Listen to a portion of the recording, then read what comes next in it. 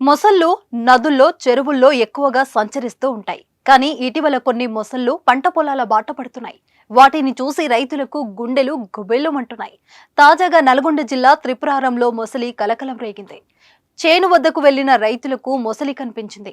రైతు నాగయ్య పొలం వద్దకు వెళ్లగా కొంత భాగం తొక్కి ఉండడంతో వెళ్లి చూశాడు. అక్కడ మొసలి కనిపించడంతో వెంటనే భయంతో పరుగులు తీశాడు. సిఎంఆర్ షాపింగ్ మాల్ మన హైట్ నగర్ లో భాగ్యలతా కమాన్ పక్కన ఫిబ్రవరి 29న ప్రముఖ సినీ తారలచే గొప్ప ప్రారంభం.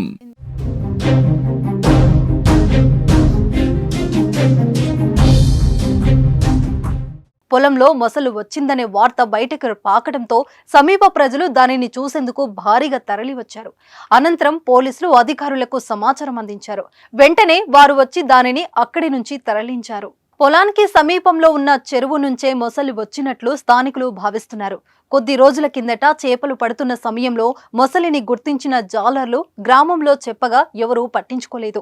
అయితే తాజాగా ఆ చెరువు ఎండిపోవడంతో అక్కడి నుంచి మొసలు పొలాల్లోకి ప్రవేశించింది. దీంతో ప్రజలు భయాందోళనకు గురవుతున్నారు. ఇలాంటి దృశ్యాలు గతంలో తెలంగాణలో పలు చోట్ల జరిగాయి. వేసవికాలం రావడంతో చాలా ప్రాంతాల్లో చెరువుల్లో నీరు తక్కువగా ఉండడంతో మొసళ్ళు బయటకు వచ్చేస్తున్నాయి.